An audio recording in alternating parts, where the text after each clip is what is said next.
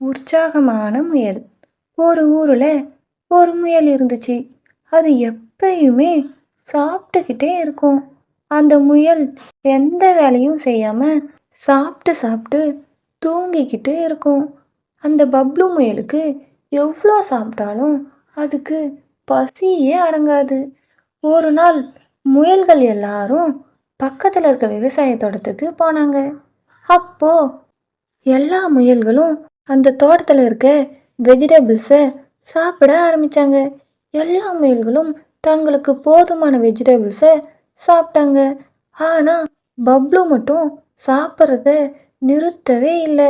அப்போ ஒரு முயல், ஏய் பப்ளு, சீக்கிரம் வா, தோட்டத்தோட விவசாயி வர மாதிரி இருக்கு.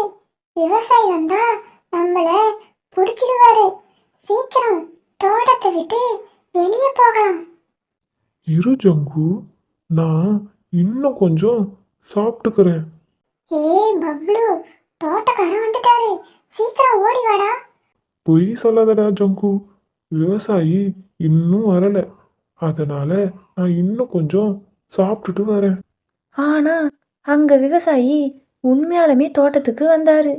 விவசாயியை பார்த்த எல்லா முயல்களும் வேகமாக ஓடிச்சிங்க. ஆனால் நம்ம பப்ளு நிறைய சாப்பிட்டதால வேகமாக ஓட முடியல. அது மெதுவாக ஓடிச்சு. எல்லா முயல்களும் வேகமாக ஓடி தோட்டத்தில் இருந்த முள்ளுவேலியை எகிரி குதிச்சு தாண்டி ஓடிச்சிங்க. ஆனால் பப்ளு முள்ளுவேலியை தாண்டி குதிக்கும்போது முள்ளுவேலி மேலேயே விழுந்துடுச்சு. மேலே எல்லாம் ஒரே முள்ளு குத்தி இருந்துச்சு. பப்ளுவால் வலி தாங்க முடியல. இருந்தாலும் பப்ளு எழுந்து திரும்பி ஓடுச்சு. அப்போ முயல்களை துரத்திட்டு வந்த விவசாயி அவர் கையில் இருந்த தடியை சுழட்டி அடித்தாரு. அந்த தடி பப்ளு காலில் அடிச்சுது. பப்ளு கால் உடஞ்சிடுச்சு. பாவம் பப்ளு நொண்டிக்கிட்டே வீட்டுக்கு வந்துச்சு. அப்பாடா, ஒரு வழியா வீட்டுக்கிட்ட வந்துட்டோம். அப்போ அங்கு நரி ஒன்று வந்துச்சு. நரியை பார்த்த முயல்கள் வீட்டுக்குள்ளே ஓடிச்சிங்க. பப்ளு வீட்டுக்கிட்ட நொண்டிக்கிட்டே ஓடி வந்துச்சு. ஆனால் பப்ளுவோட வயிறு சாப்பிட்டு சாப்பிட்டு பெருசாக ஆகிடுச்சு. பப்ளுவோட உடம்பு வழியிலேயே மாட்டிக்கிச்சு. பப்ளுவால் வீட்டு உள்ளேயே போக முடியல.